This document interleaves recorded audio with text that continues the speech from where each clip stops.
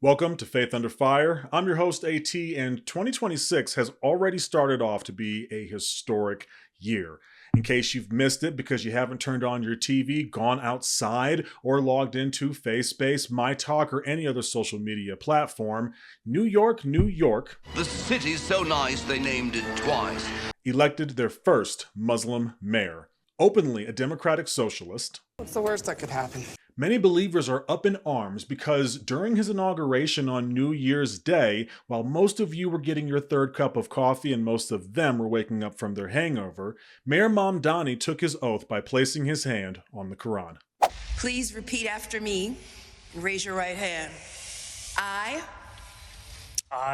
Zoran Kwame Mamdani, Zohran Kwame Mamdani, do solemnly swear that that I will support the Constitution of the United States, I will support the Constitution of the United States, the Constitution of the State of New York, the Constitution of the State of New York, and the Charter of the City of New York, and the Charter of the City of New York, and that I will faithfully discharge and that I will faithfully discharge the duties of the office of the Mayor of the City of New York the Mayor of the City of New York according to the best of my ability. according to the best of my ability. So help me God. So help me God. Congratulations, Mr. Mayor.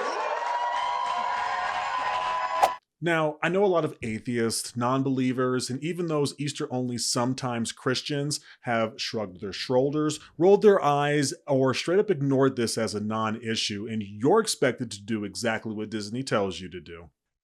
Woof! You don't talk to me like that! Sit down and be the good, quiet, and seen only when there's a photo opportunity Christian.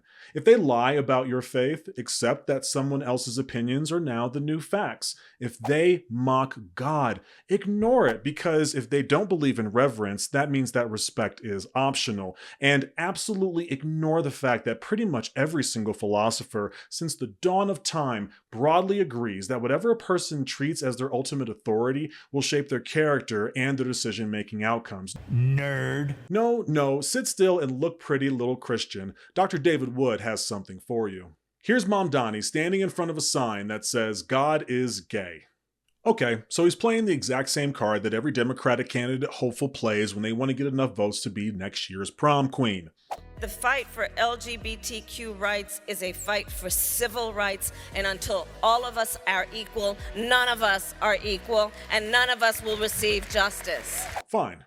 After all, non-controversial figures like Keith Ellison and Ilhan Omar both took their respective oaths on the Quran. The Department of Homeland Security says, and I'm quoting them, ICE has absolutely zero record of its officers or agents pulling over Congresswoman Omar's son, and have accused you of seeking to, quote, demonize ICE as part of a PR stunt, their words. For goodness sake, to this day, lovers of sin in all shapes and sizes continue to remind us that President Trump didn't even have his hand on the Bible when he took his oath, while ignoring the obvious. During the sacred season, our souls are full of thanks and praise for Almighty God for sending us Christ, his Son, to redeem the world. But I digress. If you're someone who's enjoying the unholy game of chicken by calling yourself a believer in one hand and yet in the other hand seeing no issue or ramifications from the newly elected mayor of the largest city in America swearing on the Quran, then what's the line for you? Is it Sharia law, misappropriation of funds, funding actual terrorism? I'm genuinely asking because the same people who are told to be on your guard and stand firm in the faith are finding every possible reason to excuse and turn their eyes away from the degradation that can only come from this form of sin. The book you place your hand on when you come into office represents where the beliefs that guide your decision-making come from. Where do you think George Washington got it from in the first place back in 1789 when he did it for the first time in our country? Ironically, also in New York City. Back in the good old Tea Party days, in English and in colonial practice, you took your oath on a sacred text, which were almost always referring to the Bible. Calm down. When I say almost always, I mean examples like John Quincy Adams, who used a law book because he believed an oath was more of a legal pledge.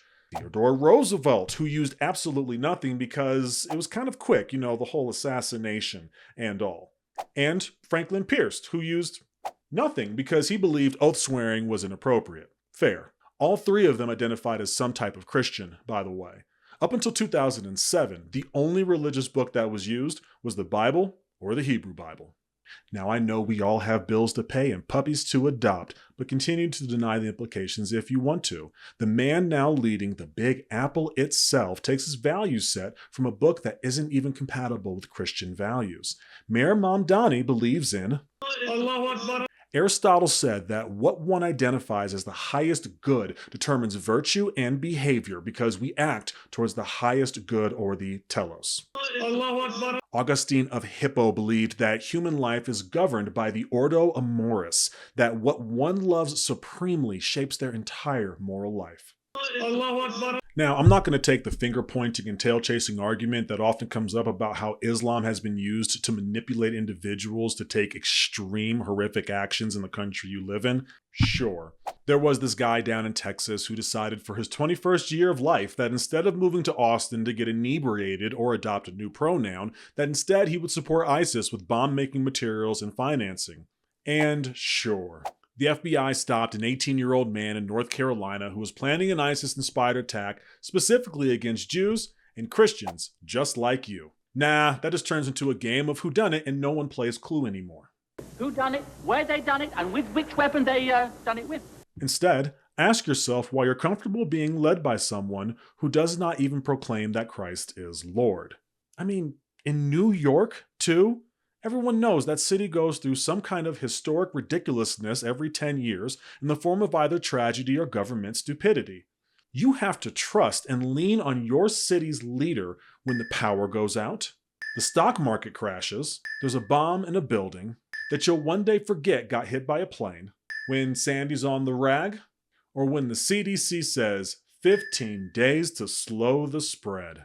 When, God forbid, there's an emergency or a tragedy, you elected a leader that will lean towards Allahu Akbar, Allahu Akbar, to guide a nation that was built to follow Christ. Look, it might be slightly controversial to say, but differing religious governing mentalities within the same nation is a recipe for absolute failure. And objectively, this is a nation that is substantially shaped and built on Christian values. Why you booing me? I'm right.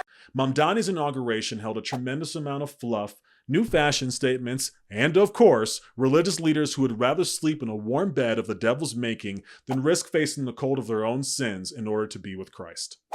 Please welcome Imam Khalid Latif, joined on stage by representatives from New York City's many faith communities, Rabbi Ellen Lippman, Pastor Andrew Wilkes, Reverend Stephen Green, Elder Jeffrey Sigler, Achuria Arun Gosai, and Sardip Tandip Kaur.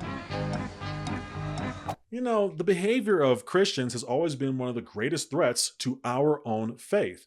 Gandhi said it, "You Christians are so unlike your Christ." But I contest in the year 2026, the greatest threats are the pastors, reverends, and bishops who absolutely love their titles but are no one's shepherds, definitely not worthy of respect or reverence, and oversee nothing besides welcoming lies instead of the necessary and often harsh truths. I want the truth. You can't handle the truth. You know the ones. They're charming beyond belief, always dressed sharply with either the finest of brand names or a well-manicured youth pastor look. They're relatable, understanding, affirming, empowering.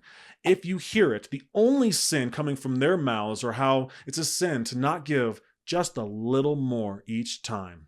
I said close them doors. There's 1,000 of you tonight, and those that are watching, ushers, close the doors. Close the doors. This is a small seed. If I get 1,000 online to give this, if I get 1,000 in the sanctuary to give this, that's $40,000 tonight. Close the doors.